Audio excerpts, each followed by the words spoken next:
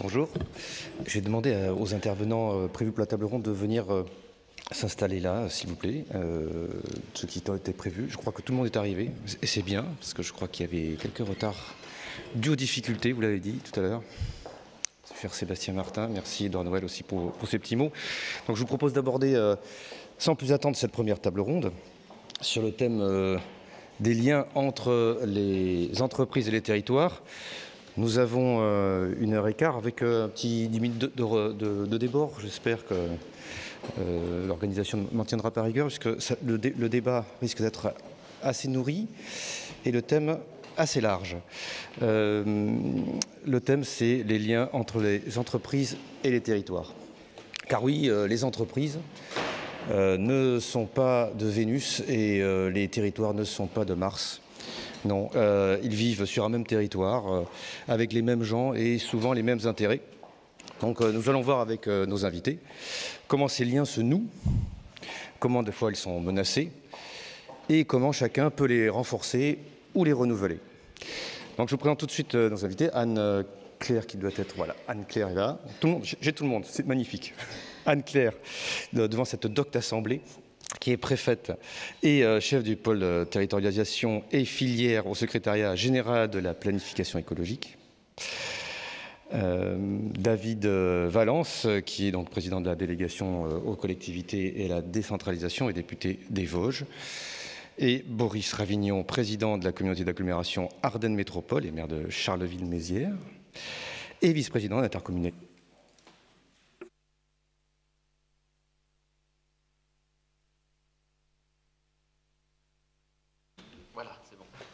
Il ne faut pas appuyer sur le bouton. Ah, les boutons sont... Pourtant, la table était transparente. Hein. Bon, je ne pouvais pas le louper. Hein. Nadine Lévrato, directrice de recherche au CNRS Laboratoire Economics de Nanterre. Et Elisabeth Ducoté, qui est PDG de Tuasne.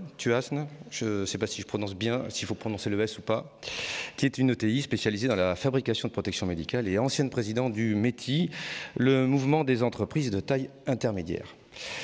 Alors, on va d'abord parler de ces liens qui unissent les collectivités. Je vais les énumérer de toute façon, parce qu'on donne un peu le menu de cette table ronde. Et dans le désordre, il y a emploi, mobilité, la fiscalité, ce qu'on pourrait réunir comme les aménités et la cohabitation entre les résidents et les entreprises. Les ressources foncières, on en reparlera, je pense que c'est un sujet très sensible dans les intercommunalités. La transition écologique et la mise en réseau et relations entre les différents acteurs économiques, les échelons de collectivité et les services de l'État. Alors, je me tourne d'abord vers vous, Boris Ravignon, pour faire un espèce de plan général à 360 de toutes ces thématiques, comme une mise en bouche, une introduction. Vous qui êtes un élu local, comment au quotidien se nouent ces liens dans tous ces domaines, notamment peut-être en commençant par l'emploi. Je crois qu'il y a des micros ici, si jamais...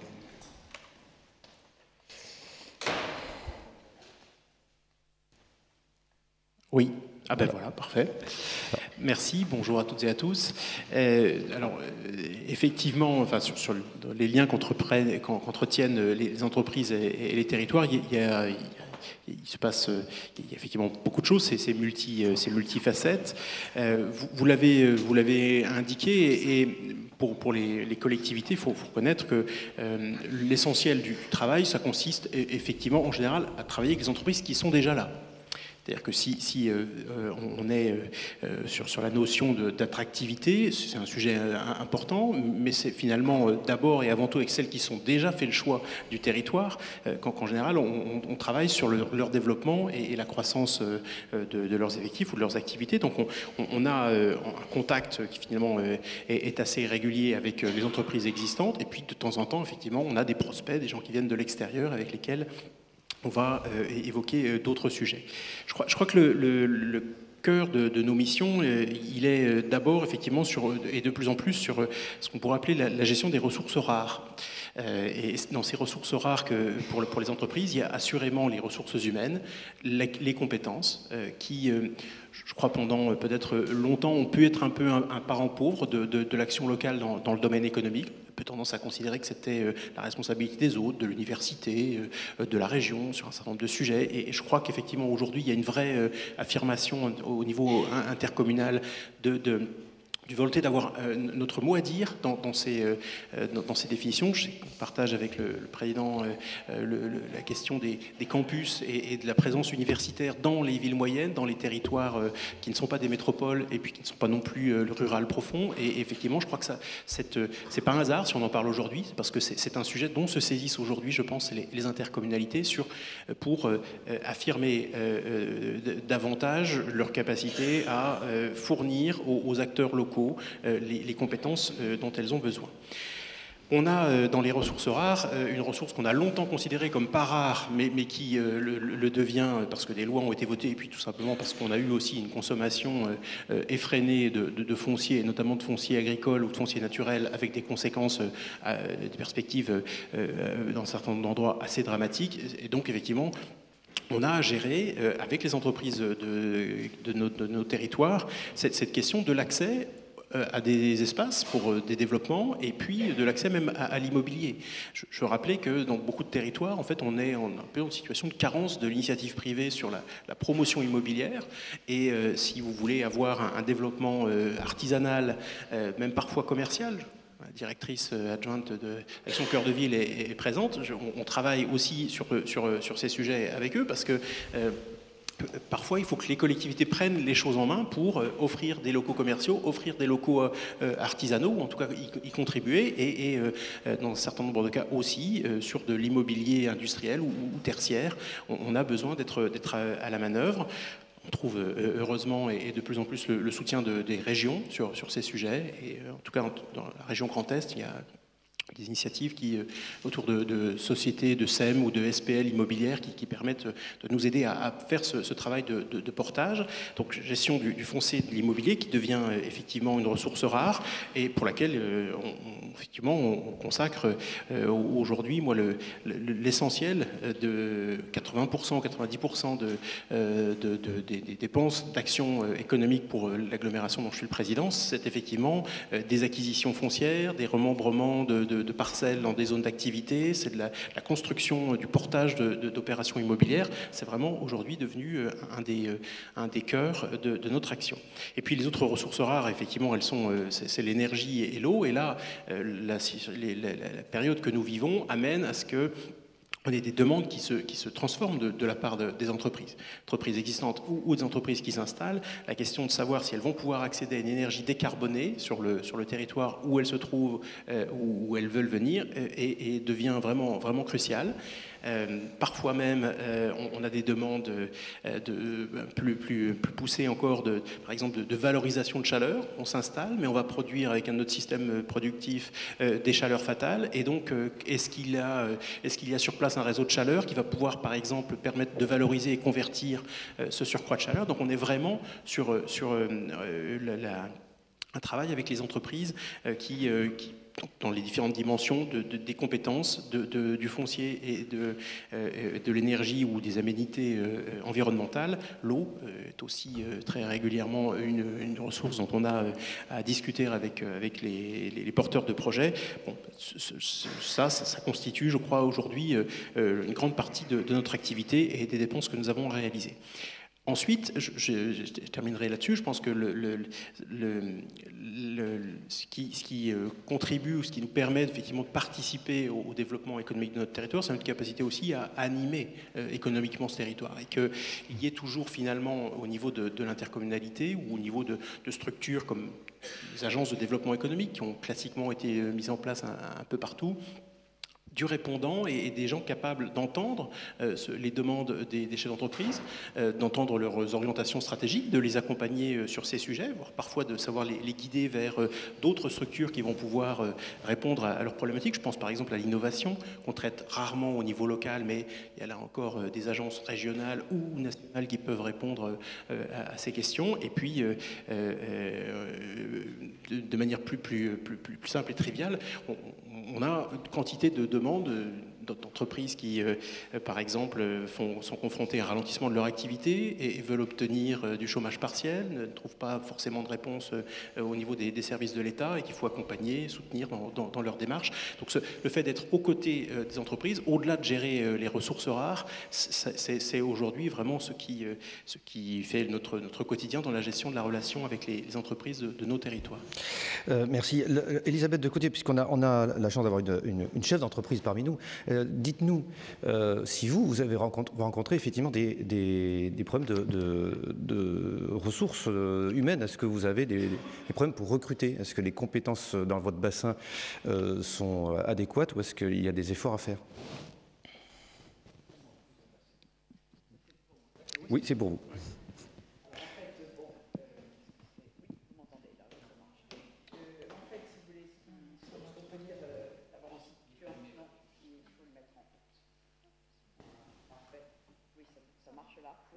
C'est bon. Voilà. Bon, dire en 3 mots ce que c'est qu'une ETI comme la nôtre à Saint-Étienne. Je dirais d'abord c'est une ETI, c'est-à-dire c'est une entreprise de taille intermédiaire. C'est une entreprise qui est implantée à Saint-Étienne depuis 1910, donc vous voyez un long parcours à Saint-Étienne, qui est une ville industrielle, enfin on le sait, ou qui a été pendant des années une ville industrielle qui a été absolument phare, parce qu'il y avait Manchester en Angleterre, il y avait Wuppertal en Allemagne, il y avait Saint-Étienne, c'était une ville vraiment à l'ADN industriel. Donc nous, notre société, une ETI, c'est-à-dire elle fait partie de ces entreprises de taille intermédiaire qui représentent à peu près 25% de l'économie dans notre pays et 30% des exportations, voilà. Mais avec une notoriété qui est souvent assez en dessous, je dirais, de l'horizon. Donc beaucoup de nos ETI ne sont pas très connus. Nous représentons 3000 emplois. Deuxièmement, effectivement, de l'industrie, c'est-à-dire que nous sommes absolument intégrés, nous fabriquons tout et nous sommes donc véritablement dans cette logique de l'industrie locale, territoriale, qui est d'abord inscrite dans ce territoire, parce que l'industrie à Saint-Étienne, ça fait vraiment partie de l'ADN. Et comme ça fait partie de l'ADN, je dirais c'est une situation qui est comprise et nous trouvons localement de bons collaborateurs. Et puis, ça veut dire aussi de l'investissement, parce que si on n'a pas d'investissement, on a une industrie qui se décale, et donc ça veut dire de l'investissement permanent, y compris en période contracyclique, c'est-à-dire que nous n'avons jamais arrêté d'investir pour avoir une industrie moderne, et une industrie moderne qui est maintenant dédiée entièrement au dispositif médical, c'est-à-dire à une forme de santé, je dirais, d'aujourd'hui, enfin différente de celle du médicament. Et puis ce territoire qui est un territoire qui a ses caractéristiques très particulières géographiques, bien sûr, avec 2 grandes origines qui sont le bassin minier, qui donne aussi une caractéristique très particulière parce qu'il y a beaucoup de terrains qui ne sont pas utilisables parce qu'ils sont sur des galeries de mines qui n'ont pas été rebouchées, et puis agricole avec une très très grande vocation agricole de ce territoire. Et donc Saint-Étienne métropole, c'est 400 000 habitants, c'est 53 communes, donc une grande et beaucoup de petites, et donc des caractéristiques qui sont très différentes de l'une à l'autre. Moi, ce que je dirais par rapport à ce territoire, c'est que nous sommes, et par rapport à notre Saint-Étienne métropole, nous sommes en coexistence, c'est-à-dire que nous sommes au travail ensemble pour des raisons qui sont absolument en coexistence, en collaboration, en coopération. Parce que, je crois que chacun a intérêt à ce que l'autre vive bien avec le partenaire, c'est-à-dire il faut que nos collaborateurs soient amenés au bon endroit. Nous sommes un petit peu extérieurs à la ville, donc il faut que nous soyons en bonne relation avec toute l'organisation des transports, il faut que nous soyons en bonne, bien sûr, coopération avec tous les instituts de formation, parce que nous avons là des métiers qui sont des métiers très spécifiques et qu'il faut surtout ne pas perdre. Il y a vraiment à Saint-Étienne des capacités technologiques qui ont un vrai risque de disparaître si elles n'étaient pas maintenues, transportées, je dirais, d'une génération à l'autre et avec une formation qui soit durable. Et puis, nous sommes aussi, bien sûr, en coexistence avec les autorités locales pour des raisons sanitaires. Nous sommes très proches d'un CHU qui marche très bien, très proches d'une communauté académique qui marche très bien, avec l'école des mines, avec une école d'ingénieurs et avec une université qui a été créée autour des années 60 et qui a vocation à rester, enfin du moins nous l'espérons. Donc si vous voulez, cette coexistence avec avec le territoire, elle est de fait, elle est très complète et elle est aussi fiscale, bien sûr, dans la mesure où il y a nos taxes qui sont là et qui sont notre contribution au territoire et à ce que ce territoire, je dirais, puisse nous apporter les services et l'utilité dont nous avons besoin pour vivre notre collectivité économique. Madame Claire, je vous retiens tout à l'heure pour vous faire réagir sur les relations qu'il y a entre les entreprises et leur territoire. Mais je voudrais d'abord donner la parole à David Valence pour faire le tour aussi j'allais dire, des élus de terrain, puisque là, on a parlé de rareté de ressources. En l'occurrence, dans votre territoire, à Saint-Dié, c'est plus les raretés d'entreprises. On est plus dans un territoire en déprise. Comment on fait quand on est dans un territoire en déprise pour garder un certain dynamisme, essayer d'y croire encore, essayer de garder cette culture de développement économique? Nous, si vous voulez, je ne sais pas si vous voulez que je continue là-dessus, mais si vous voulez, nous, par exemple, sur la rareté des entreprises, effectivement, à Saint-Étienne, il y a beaucoup de déficits d'entreprises. Il y a beaucoup d'entreprises qui ont fermé, mais il y a encore beaucoup de spécialités qui restent, et donc il faut véritablement puisse les maintenir, les moderniser et actualiser la réalité de l'entreprise. Parce que c'est vrai qu'il y a des secteurs entiers, quand on pense qu'on était sur du charbon, des armes, des cycles et du tissu, ce qui reste de tout ça est assez mince. Donc effectivement, le maintien des entreprises à Saint-Étienne, c'est un véritable défi. Monsieur Valence. Je n'avais pas vraiment prévu de parler en tant qu'ancien président de PCI ici, puisque maintenant, ça fait déjà 1 an et demi, mais plutôt en tant que président de la délégation collectivité territoriale. Une première chose, je pense que tout le monde en est convaincu ici, c'est que je ne crois pas qu'une certaine forme de dissolution du lien fiscal ou un amoindrissement du lien fiscal entre les entreprises et les établissements publics de coopération intercommunale, ça se traduise par une moindre préoccupation du développement économique. Quel est le président d'intercommunalité qui, au moment où il se battait pour son territoire, soit pour le développement d'une entreprise existante, comme l'a dit Boris Ravignon, soit pour l'implantation d'une entreprise, qui se posait d'abord une question de revenu fiscal? Moi, je n'en connais pas. La préoccupation économique pour les présidents de PCI, c'est d'abord une préoccupation d'attractivité du territoire, d'essor démographique, de remplir les écoles, c'est d'abord ça. Donc, moi, je m'érige tout à fait en faux sur une idée qui consisterait à dire que la suppression progressive de la CVAE, ça crée un moindre intérêt pour le développement économique du côté des présidents de PCI. Je n'y crois pas une seconde. On va revenir sur cette délicate question dans quelques minutes. Je veux le dire d'emblée parce que je n'oublie pas que je suis ici à la place de Jean-René Cazeneuve, le rapporteur général du budget que vous aviez sollicité, et c'est un message que je voulais faire passer. La deuxième chose, et je reviens sur ce sujet de la fiscalité, c'est qu'il ne faut pas oublier ce qui a été fait en France et pourquoi ça a été fait ces dernières années. On avait une situation dans laquelle les impôts de production dans notre pays étaient très significativement supérieurs à ce qu'on pouvait constater dans les pays étrangers, et singulièrement chez nos voisins.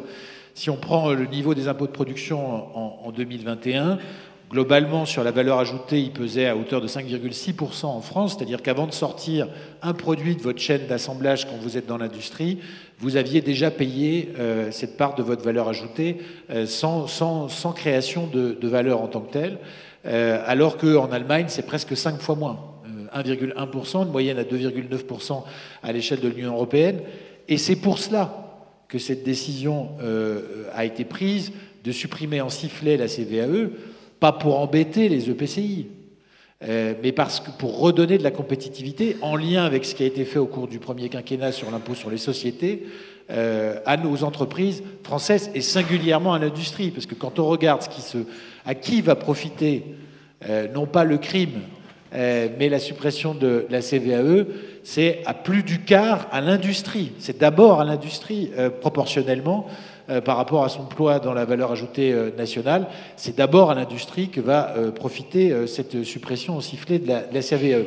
Et dernière chose, on parlera après sans doute des questions de logement et de formation que Boris Ravignon a posées d'emblée comme étant des facteurs facilitants et un des rôles dans lesquels s'impliquent fortement les élus pour faciliter le développement des entreprises, il reste des liens fiscaux significatifs et sur lesquels le dialogue pourrait être approfondi. Certains le savent ici, je suis plutôt regardé comme un spécialiste de la mobilité.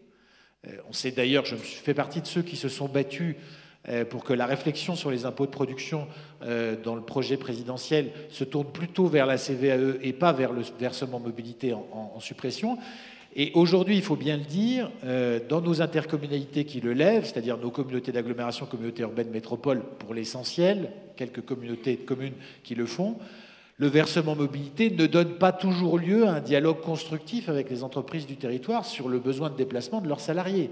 C'est-à-dire que souvent, il est encaissé, et puis je le dis, moi j'étais président de PCI, on levait le versement mobilité, j'ai conscience de n'avoir pas suffisamment fait de travail, de dialogue, malgré l'incitation sur le comité des parties prenantes qui existe aujourd'hui dans la loi, avec les entreprises de mon territoire, pour leur dire, bon, concrètement, les besoins de mobilité de vos salariés, comment on y travaille, et comment ce que vous payez fiscalement va se traduire par quelque chose qui va vous intéresser directement. Et ça, c'est un travail qu'on doit faire, et notamment si on veut ce que demandent les intercommunalités, déplafonner, c'est surtout en fait les métropoles qui le demandent, mais déplafonner le montant du versement mobilité, ça ne pourra pas se faire s'il n'y a pas un dialogue plus structuré, plus systématique et plus constructif entre les entreprises du territoire et les EPCI sur ce sujet de la mobilité. Mais vous y êtes favorable à ce déplafonnement, vous ? Je pense qu'aujourd'hui, je crois que seuls 18% des intercommunalités sont au plafond. Seuls 18% des intercommunalités sont au plafond. Et pour l'essentiel, il s'agit de métropoles ou de grosses communautés d'agglomération qui ont une offre de transport très robuste. Donc, je dis ça parce que ça permet d'étendre le débat avec le ministère de l'économie et des finances qui, à juste titre, est préoccupé de ne pas recréer ailleurs un impôt de production qu'on cherche à supprimer sur un autre terrain. Mais donner cette possibilité dans des territoires, je pense notamment à la métropole de Toulouse, on peut se dire que lever un peu plus de fiscalité pour développer les mobilités, quand on regarde les enjeux financiers que va représenter le système express régional métropolitain de Toulouse, dans une métropole aussi dynamique, ça ne va pas casser la dynamique économique de la métropole de Toulouse. Ailleurs, je pense que les élus auront parfois la sagesse de ne pas aller au maximum. Ça se fera, et j'y suis à titre personnel, en effet, favorable, parce que ça donne de la souplesse aux collectivités, et je crois qu'il faut faire confiance à la sagesse des élus à cet égard. Bon, vous avez allumé la mèche un peu trop tôt sur la CVAE. Je vais essayer de l'éteindre. Oui. Promis, on va y revenir. On va d'abord parler avec Anne-Claire de la transition écologique, puisqu'on parle de lien avec les entreprises. Et c'est un gros morceau, on en a parlé tout à l'heure, M. Boris Ravillon en a parlé. C'est un gros morceau, la transition écologique. Comment elle peut s'organiser entre les territoires et les entreprises, Anne-Claire? Je prends peut-être... voilà. Alors, juste bonjour à tous. Alors, vous attendiez Antoine Peillon, qui a été, comme vous l'imaginez, retenu sur les sujets agriculture, puisque ça fait aussi partie de son portefeuille. Donc, malgré tout son plaisir d'être là aujourd'hui, vraiment, je crois que ce n'était pas possible. Donc, moi, je suis en charge au SGPE, donc une structure qui est placée auprès du Premier ministre, de la planification écologique. Et comme vous le savez, juste en deux, trois mots, cette planification, quand elle a été faite au niveau national, elle intègre, si on reprend les 3-4 points essentiels, les critères de nécessité de croissance, de gestion des ressources, comment on les répartit entre les différents leviers, hein, donc c'est les métaux rares, c'est l'eau, c'est la sobriété foncière, etc. L'acceptabilité et aussi des critères de financement, etc. Donc c'est ça ce qui a dessiné cette planification. Elle sécurise en plus 60% de ce qui est mis dans la planification que vous connaissez, c'est des technologies qui sont avérées, qui sont solides. Il y a 20% d'innovation qu'on rajoute et après il y a 20% de comportemental du citoyen, de nous tous. Donc, c'est en ça où on planifie, c'est-à-dire on met les objectifs jusqu'à 2050 et on les pondère avec ces critères-là, ce qui fait les cases que vous connaissez de nos fameux tableaux, toutes les couleurs. Après, quand on a fait ça en national, quand les élus, les collectivités territoriales l'ont vu, elles ont dit au SGPE, ce qui serait intéressant, c'est qu'on voit concrètement ce que ça veut dire chez nous. Comment, avec notre typologie de territoire, on peut se l'approprier. Alors c'est là où moi je reviens aussi au sujet de financement, c'est que cette transposition sur vos territoires, au niveau régional et départemental, on a du mal à descendre plus bas parce que ça perdrait sa pertinence, mais on voit déjà qu'il y a une grande différenciation suivant les territoires. Et ça permet d'avoir une lecture territoriale, ce qui nous est souvent signalé comme indispensable pour ajuster, réorienter, prioriser des choix d'investissement qui sont faits territorialement. Et ça, c'est je pense, un point qui nous était demandé et que j'espère qu'on est en train de réussir actuellement avec ces fameux scopes. Alors vous êtes très très nombreux, hein, on est dans une première étape parce que ça dure 6 mois.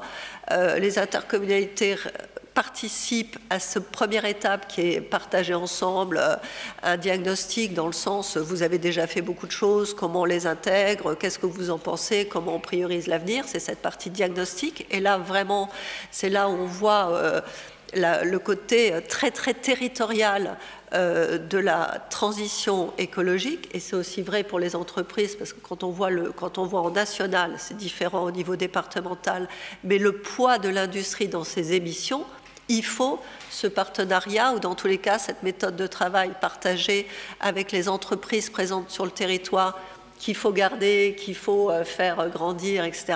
Et c'est vraiment essentiel aussi pour ce poids sur la décarbonation nécessaire dans les territoires.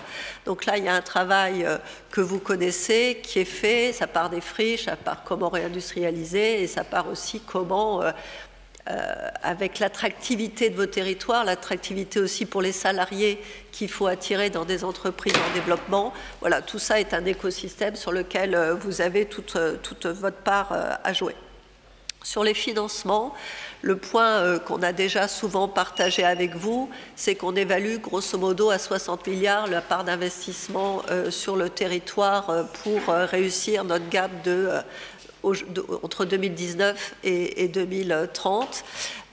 On évalue un peu dans le rapport Pisani-Ferry sur ces 60 milliards, 30 milliards sont faits par le monde de l'industrie, de l'économie.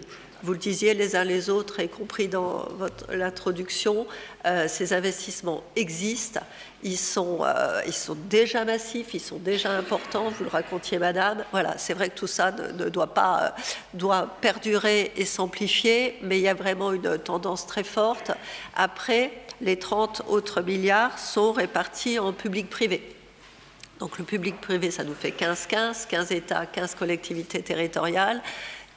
Tout ça, vous avez déjà beaucoup investi. L'État, là, met 10 milliards dans le budget 2024. L'affaire n'est pas finie, on est loin de là. Mais je veux dire, on ne peut pas dire non plus que les choses ne sont pas c'est en marche, c'est amorcé, c'est déjà existant. La marche à franchir est difficile, c'est d'où l'intérêt de travailler ensemble, d'où l'intérêt aussi des COP, parce que le travail qui est fait, on le voit bien sur des départements ou des intercos très investis, je ne parle pas des régions, vous le savez aussi, où en précisant les projets, les ambitions, les choix que vous faites par territoire, le travail avec les préfectures, avec les différentes administrations de l'État, permet deux choses.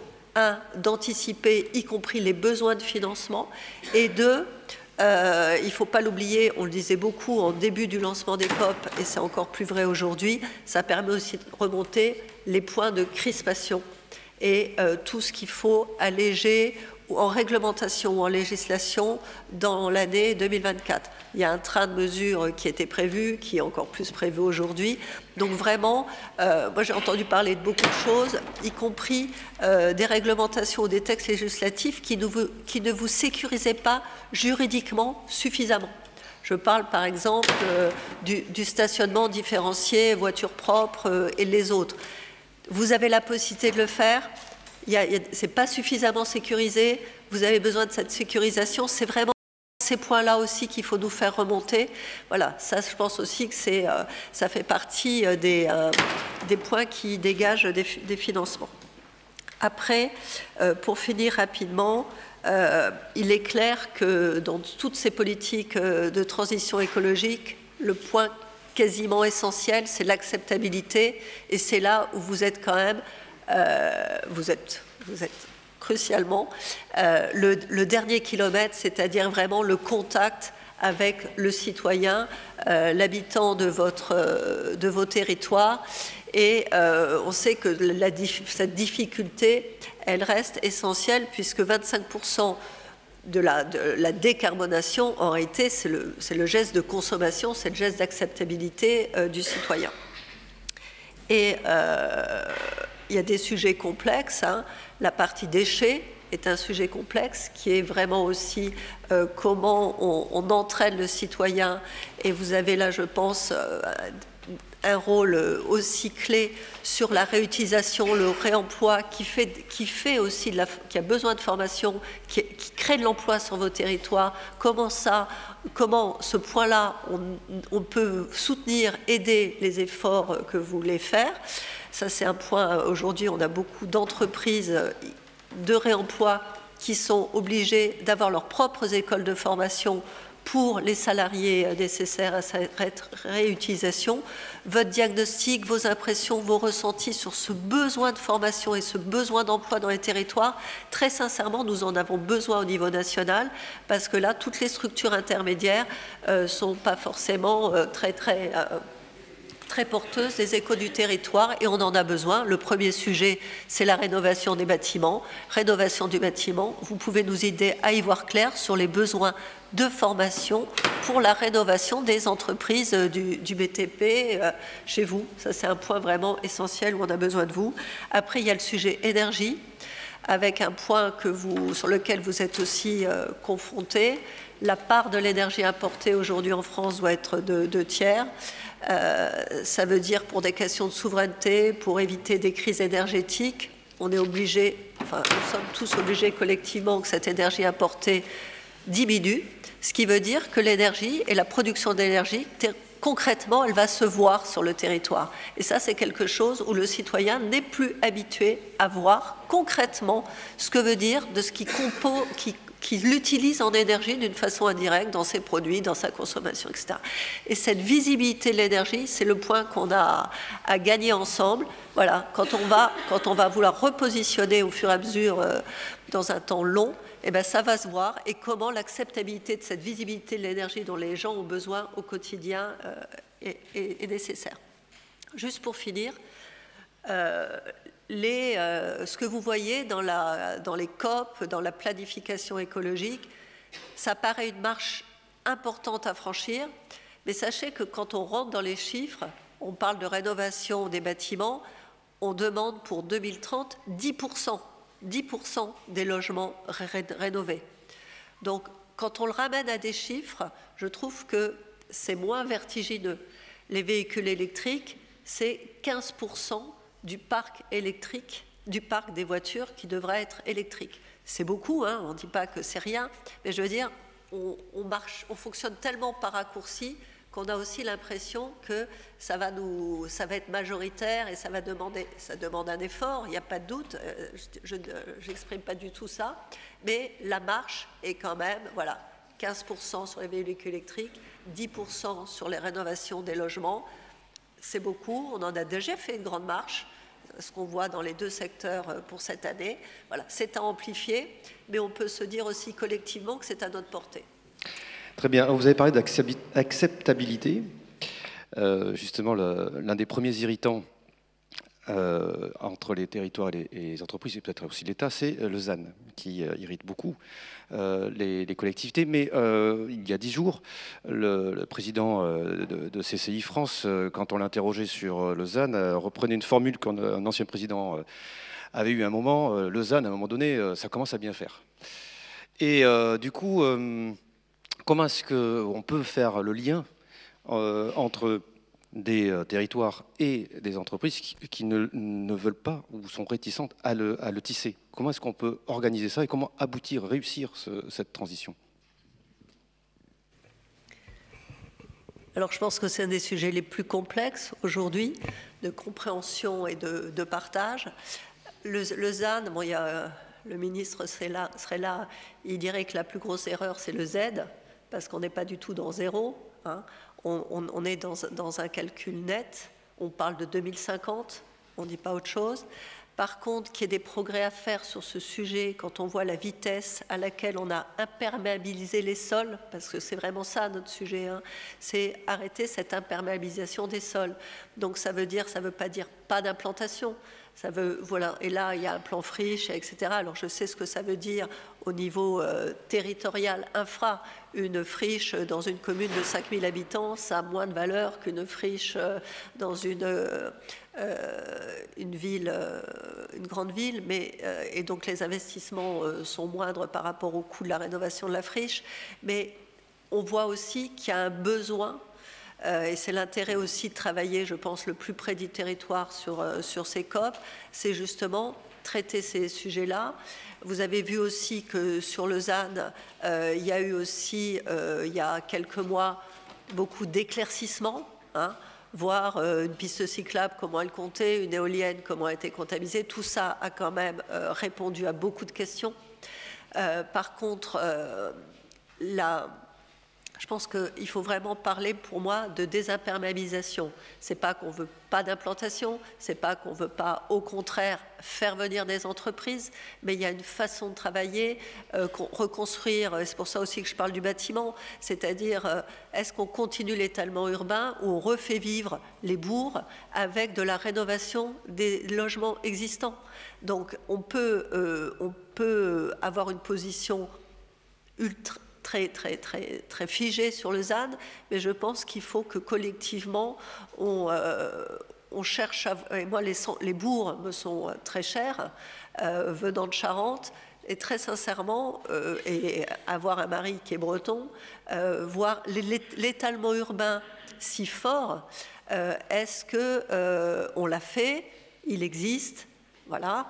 Est-ce qu'il faut continuer comme ça? On parle de l'avenir, on parle de devant nous, on ne parle pas d'une sobriété foncière de demain matin. Et là, je pense que la partie aménagement du territoire et votre cœur, c'est chevillé à votre cœur à tous, et c'est vraiment cette question-là qui est posée. C'est-à-dire, on parle 2030-2050. Le ZAN, c'est 2050. Qu'est-ce qu'on veut pour nos territoires en 2050? Quand on parle d'énergie, quand on parle des réseaux d'énergie qu'on va créer, c'est notre devoir à tous de l'anticiper, et la sobriété foncière en fait partie. Donc, évidemment, sur les entreprises, sur comment on construit des logements pour faire revenir des habitants. Voilà. Mais est-ce que la seule réponse à ça, c'est l'étalement urbain? David Valence, est-ce qu'il faut revoir la loi ZAN? Je pose la parole après. Est-ce qu'il faut l'amender, l'aménager? D'abord, ça a déjà été fait, puisque on a, en tout cas du point de vue des objectifs, on a été amené à les préciser récemment en 2023, et notamment en reprenant une proposition clé du Sénat, alors qu'il y avait surtout un impact psychologique, il faut bien le dire, qui était qu'aucune commune ne puisse se retrouver, sauf à ce qu'elle en fasse la demande, à avoir moins d'1 hectare disponible pour ces projets de développement futur, quels qu'ils soient, qu'il s'agisse de développement économique ou de développement de la capacité à loger. Donc elle a déjà été amendée, et par ailleurs, j'insiste sur ce qui vient d'être dit par le secrétariat général à la planification écologique, l'objectif du zéro artificialisation nette, il est à 2050. Malheureusement, ce dont on a souffert, on peut se le dire collectivement, c'est parfois dans les temps de révision de nos documents d'urbanisme ou de conception de documents d'urbanisme. Il y a beaucoup de territoires ici qui sont engagés dans des phases d'élaboration de PLUI et parfois de PLUIH. Une forme de la part de certains services de l'État je ne vais pas appeler ça de surtransposition, mais de lecture par anticipation de l'objectif du ZAN, avec parfois un durcissement des règles posées par rapport à ce qui était possible et rendu possible par la loi. Et donc c'est la raison pour laquelle, à travers cette loi en 2023, on a voulu, et aussi à travers Industrie verte tel que ça a été adopté, on a voulu envoyer un signal au territoire dont les capacités à se développer, à construire du logement ou à faciliter des implantations industrielles, aujourd'hui en France ne sont pas bloquées ad vitam aeternam et sont pas congelées par cet objectif à horizon 2050. Pour autant, moi je partage ce qui a été dit par le GPE, on ne peut pas se satisfaire dans des territoires qui sont plutôt dans des territoires de déprise démographique, d'avoir un rythme de l'artificialisation qui reste nettement supérieur à celui de l'évolution démographique. Moi, je suis élu, vous l'avez dit, dans un département, et j'ai été maire, j'ai été président de PCI, dans un département qui perd des habitants, et où le rythme d'artificialisation a été accéléré ces 10 dernières années par rapport à ce qui s'était fait il y a 20 ans ou 30 ans. Est-ce que c'est satisfaisant? Non.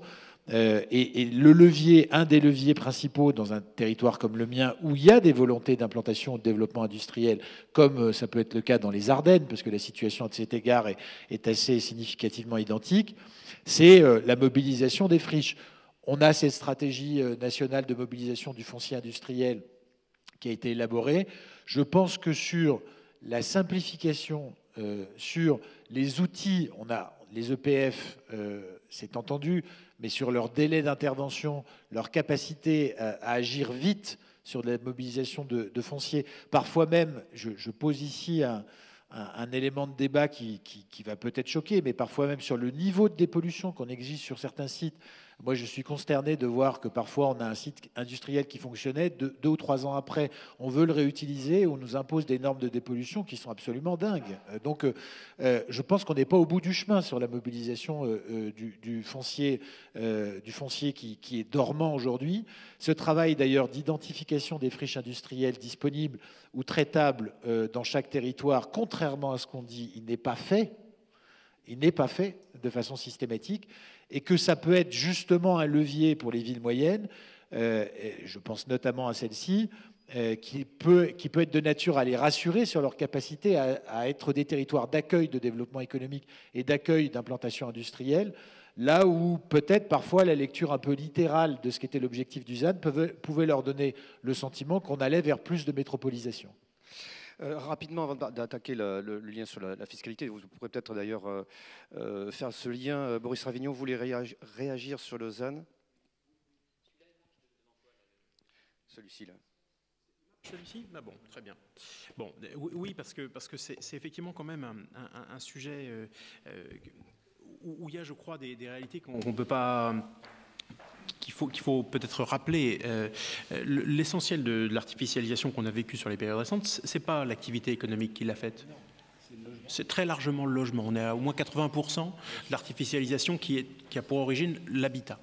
Donc aujourd'hui, si on veut continuer à garder effectivement des possibilités foncières, et c'est indispensable, je voyais... Dans un sondage qu'avait fait Intercommunalité de France, qu'on avait une interco sur 2 qui disait on a déjà dû malheureusement refuser un projet parce qu'on n'avait pas de disponibilité foncière. Donc il y a ce sujet, mais je crois vraiment qu'il nous faut comprendre la logique, qui est celle effectivement d'un ralentissement de la consommation de terres naturelles ou d'espaces naturels ou de terres agricoles. Rappelons-nous qu'on va demander à l'agriculture, et ce n'est pas dans la période dans laquelle on est en ce moment qu'il faut l'oublier, de faire à la fois un travail sur l'alimentation de nos concitoyens, mais aussi produire l'énergie, une partie de l'énergie dont on va avoir besoin. Donc, ces espaces agricoles, on a absolument et stratégiquement besoin de les protéger. C'est pas une lubie écolo que de protéger le foncier agricole. On va en avoir demain encore davantage besoin qu'aujourd'hui.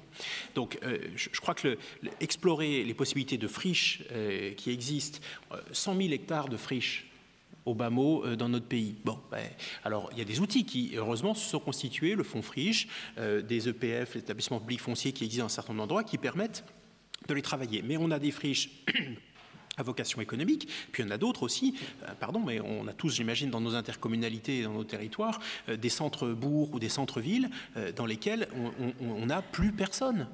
Tout simplement parce qu'on a du bâti obsolète et sur lequel il faut réintervenir. Donc il n'y a pas que les friches à vocation économique, il y a aussi les friches urbaines sur lesquelles on doit faire quelque chose.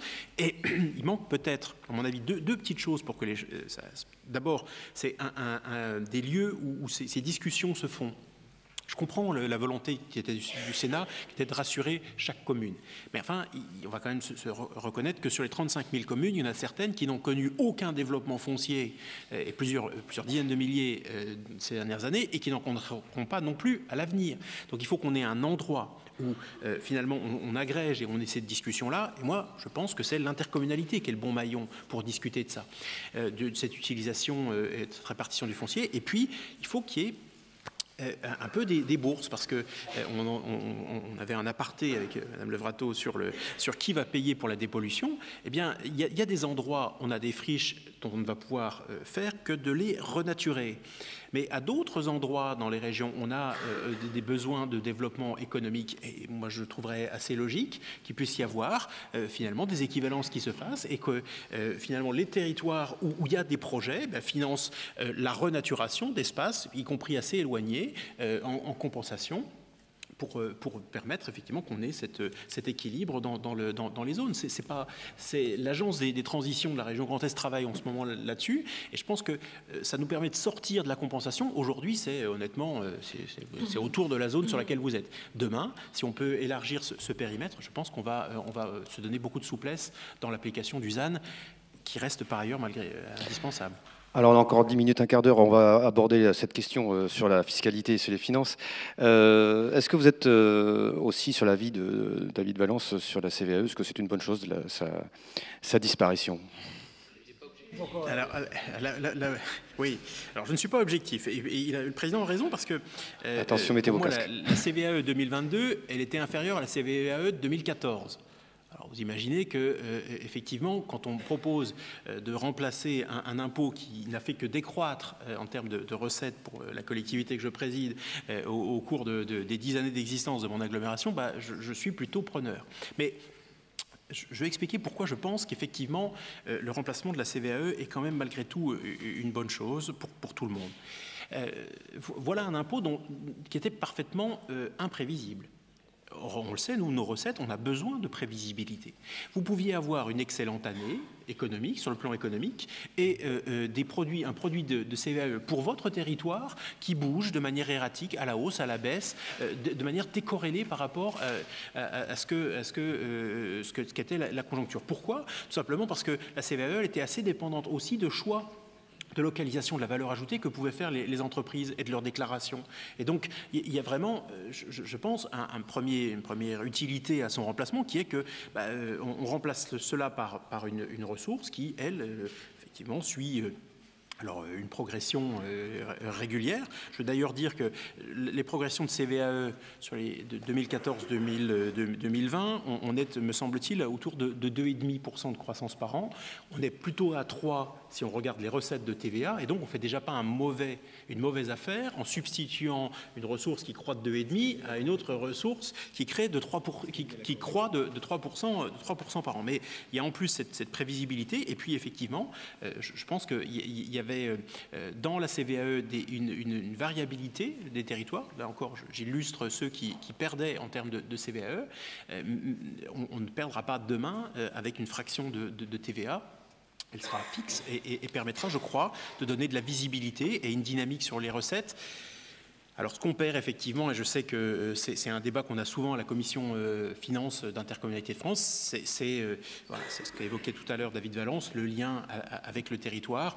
Bon, je pense que la fiscalité, c'est toujours des compromis. On garde malgré tout un lien très important avec une CFE, une taxe foncière qui continue à être payée par les entreprises et qui, quelque part, si on veut aller dans cette logique, rémunère. Vous vous battez pour implanter une entreprise ou pour la développer son bâti, il y a un retour fiscal même si je partage l'idée que c'est jamais dans les motivations des élus locaux de se battre pour le développement d'une entreprise que d'imaginer qu'il y aura derrière des retombées fiscales immédiates. Donc je pense qu'effectivement, la CVAE, bien sûr, il faut qu'on soit vigilant sur le fait que la substitution se fasse et que la parole de l'État soit respectée dans cette affaire.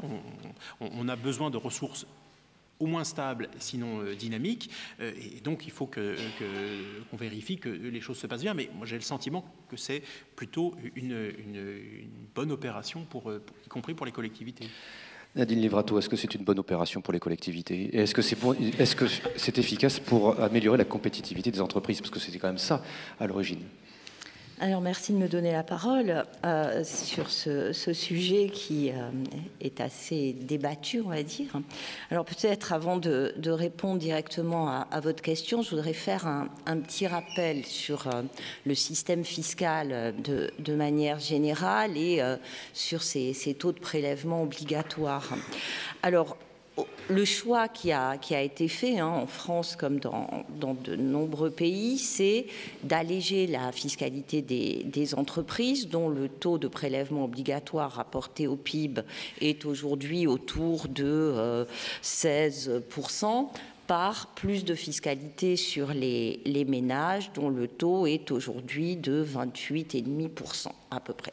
Et donc pendant très longtemps, on a eu des évolutions parallèles de ces taux et en 2012-2013, un éloignement d'abord avec des taux qui croissaient pour les entreprises et les ménages et depuis 2017, des taux qui diminuent pour les entreprises et qui augmentent pour les ménages. Donc ça, c'est le cadrage général. Dans cette fiscalité locale, les impôts de production occupent une place importante et le principal d'entre eux, à peu près la moitié du total de la fiscalité locale, c'est la CVAE dont on a parlé avec son montant, ses évolutions et qui a été présenté comme un impôt de production payé avant toute activité économique. Or, déjà, il y a une petite erreur de conception puisque la valeur ajoutée, c'est ce qui reste une fois que les consommations intermédiaires des entreprises ont été payées. Donc, ce n'est pas un impôt qui est a priori, c'est un impôt qui résulte de l'activité des entreprises avec, en effet, une variabilité due à plusieurs causes. La première, c'est la conjoncture. Les entreprises peuvent être, selon les années, plus ou moins dynamiques. La seconde chose, c'est l'optimisation fiscale, vais-je dire, avec des entreprises qui peuvent adopter des formes juridiques ou organisationnelles qui permettent de réaliser une forme d'érosion de la base fiscale. L'OCDE a parfaitement documenté les choses en parlant, par exemple, des prix de transfert. Et donc, plus les entreprises sont grandes, plus, justement, elles ont la capacité à utiliser les outils d'optimisation fiscale. Alors, maintenant, revenons à la CVAE. Alors, je rappelle quand même que ce devait être le fleuron de la fiscalité locale lorsqu'elle a remplacé la vieille TP et qu'on devait avoir le meilleur impôt du monde qui permettait justement d'avoir une visibilité à très long terme et une grande stabilité fiscale. Bon, on a vu, pour avoir participé à plusieurs réunions de ce qui s'appelait à l'époque la DCF sur le sujet, la stabilité n'était pas particulièrement au rendez-vous, c'est ce que vous venez de rappeler. Modulo ce défaut, maintenant la suppression de la CVAE. Qu'est-ce que ça veut dire au-delà des montants globaux qui ont été rappelés lors de la prise de décision par le législateur? On a vu encore récemment un rapport Rexicode qui raisonnait sur des grandeurs macroéconomiques et qui donc rappelait les bienfaits à attendre pour les entreprises de cette réforme.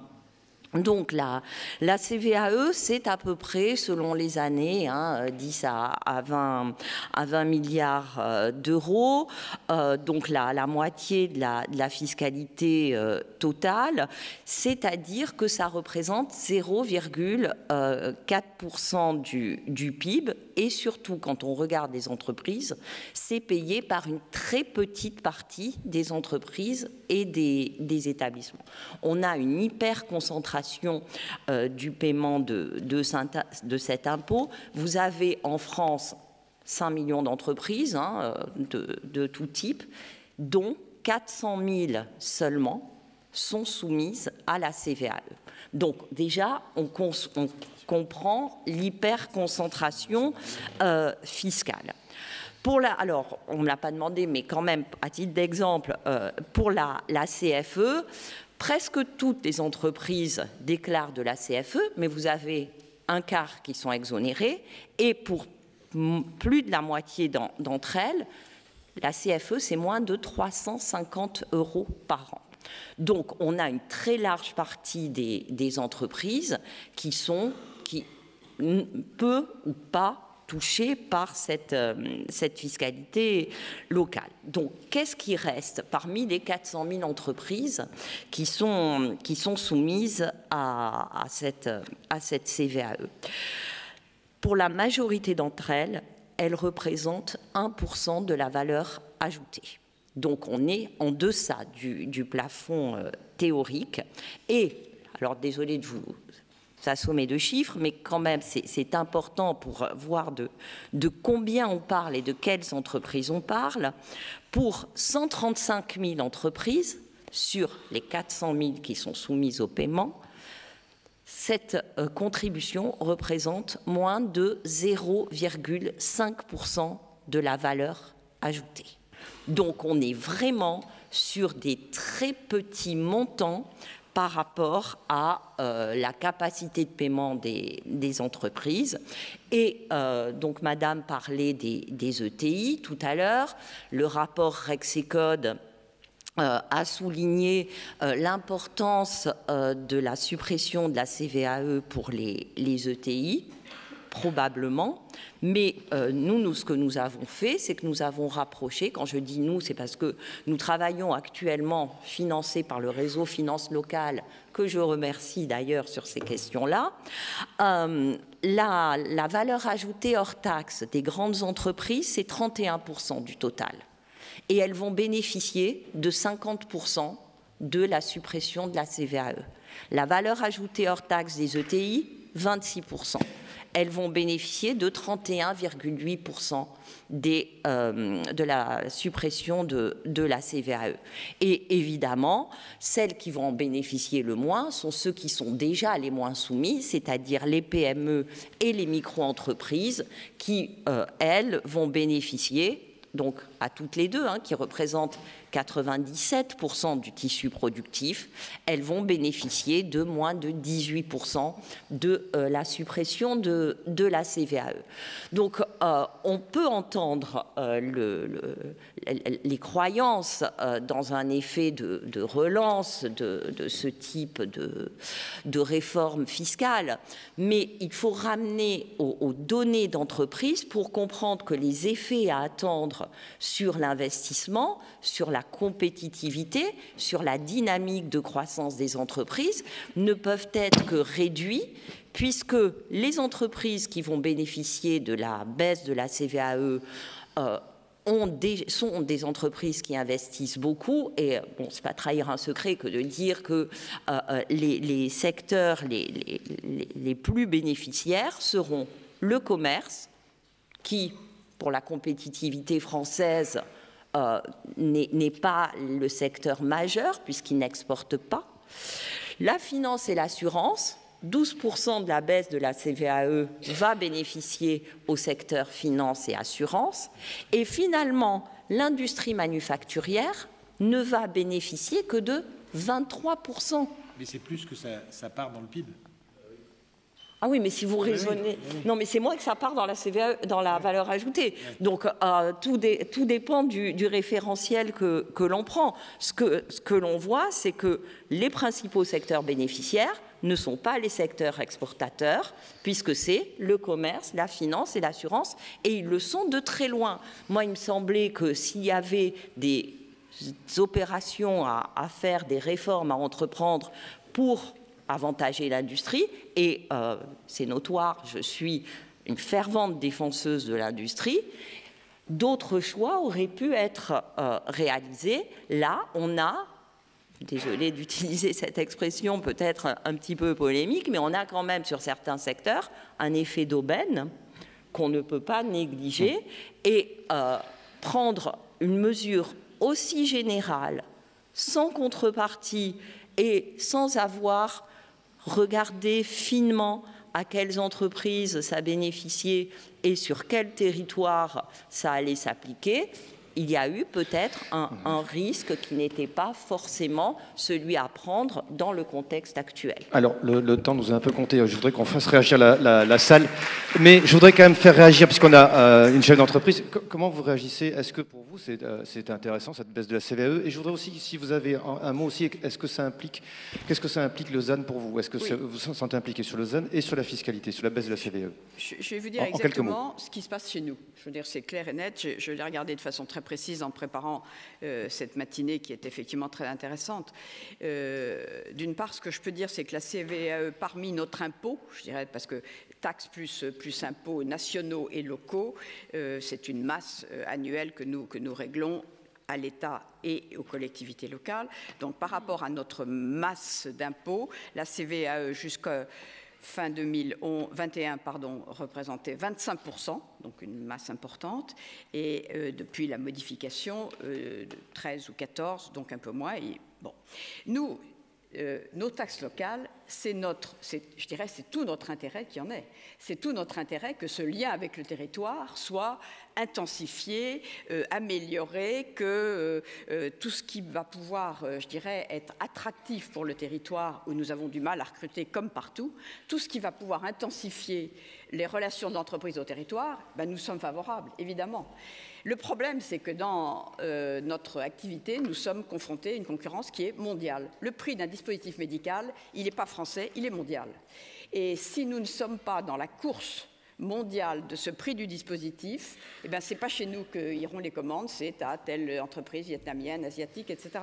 Donc, est-ce que nous sommes capables aujourd'hui, en France, de faire des dispositifs médicaux qui vont pouvoir sortir du territoire, d'abord répondre aux besoins du territoire, qui est notre premier besoin, évidemment, et c'est pour 40% de notre activité, c'est ça, et pour 60%, ce qui va pouvoir être vendu à l'extérieur, ce qui est donc de la notoriété française à l'extérieur. Donc, c'est cette compétition. Nous, notre sujet, c'est qu'est-ce que nous allons pouvoir, comment allons pouvoir nous battre par rapport à des prix qui sont mondiaux. Ça, je dirais, il y aura toujours une entreprise, ça ou là, dans le monde, qui fera un dispositif un peu moins cher que le nôtre. Donc, comment pouvons-nous nous battre avec ça? Et par rapport à cette bataille, je dirais, comment pouvons-nous être suffisamment compétitifs et ne pas avoir trop de poids fiscal qui, forcément, peut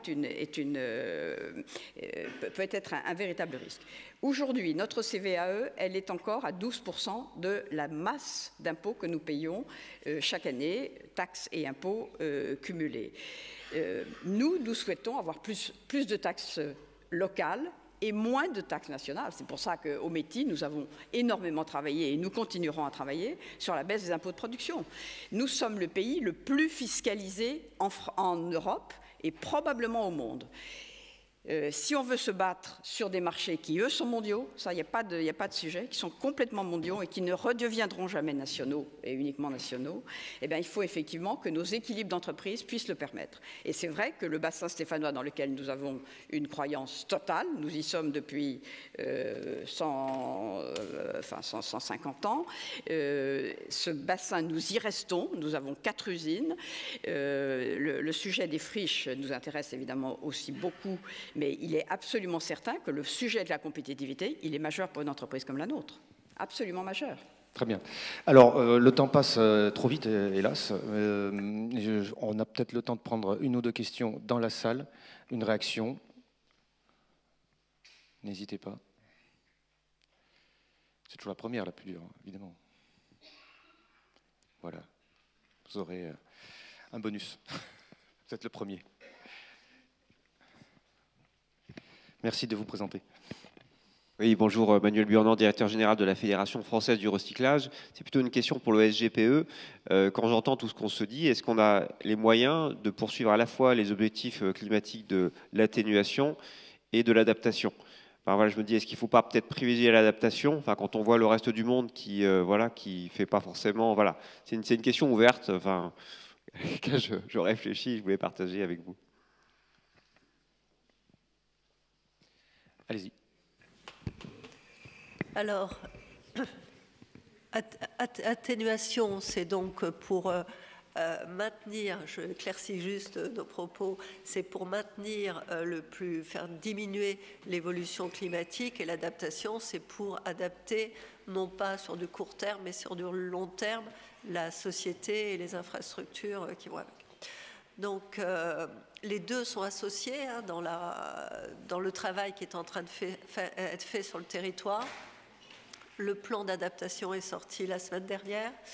Les deux sont vraiment conjoints. Les financements, et ça permet peut-être de reparler des déclarations du Premier ministre hier dans la déclaration de politique générale. Il réaffirme là-dedans, et c'est une partie de votre réponse, la priorité pour 2024 de bien sécuriser, j'allais dire, la tuyauterie des financements, c'est-à-dire les actions portées sur les territoires 2024 et les années qui viennent. Est-ce que je vois même pas d'autre mot que tuyauterie, mais entre les financements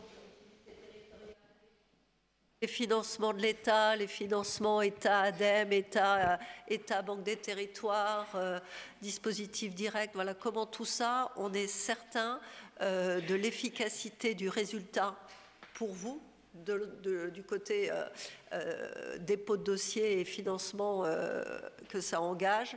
Voilà, c'est ce travail que nous avons à faire côté gouvernement pour s'assurer de l'efficacité de ces moyens de financement qui sont mis sur la table. Donc ce n'est pas un nouveau plan, c'est vérifier l'efficacité entre la décision et la réalité de votre côté. C'est vraiment ce qui a été dit hier. Donc on a un choix toujours compliqué, vous y êtes effectivement confronté sur l'adaptation-atténuation. Je crois qu'aujourd'hui, comme sur l'atténuation, on a 8 ans pour faire ce qui a été fait en 25, les deux vont continuer à marcher, on va continuer à marcher sur deux jambes. L'adaptation, ça ne coûte pas si cher que ça, hein. L'adaptation, c'est vraiment revoir tous nos processus de construction, etc. Enfin, I4C l'a très bien chiffré. C'est pas, honnêtement, le gros morceau, c'est tout ce qu'on fait sur l'atténuation. Et là, c'est un sujet de responsabilité. Est-ce qu'on attend effectivement que ce soit les autres, les Chinois, les Américains, qui s'attaquent à la réduction des émissions de CO2 ?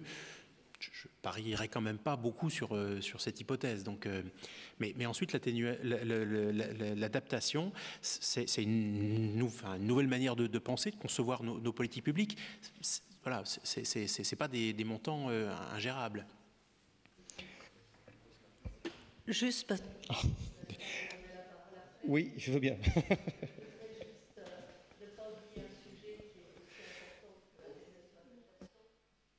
Qui est la biodiversité. Il faut qu'on soit très très clair là-dessus. On est obsédé par atténuation-adaptation. La biodiversité est essentielle.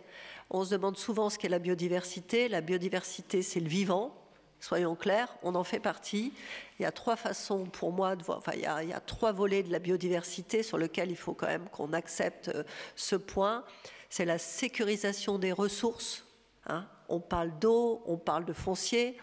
Un terrain imperméabilisé, c'est un terrain qui est stérile. Hein, il ne capte ni carbone, ni la régénération, quoi que ce soit pour aucun vivant. Donc voilà, c'est la sécurisation des ressources, c'est la sécurisation de l'alimentation. Sans pollinisation, sans etc., l'alimentation, ça devient compliqué. Et la sécurisation de la santé. Il est archi démontré que plus la biodiversité est large, moins des épidémies sont possibles. Donc ça, vous pouvez regarder tout ça, c'est vraiment très très clair, on n'a pas le temps de faire le raisonnement. Et 2, typiquement, notre dernière, je ne vous parle pas de l'écorce de peuplier par rapport à l'aspirine, etc. et tout, voilà, on a besoin de la biodiversité, y compris dans le futur.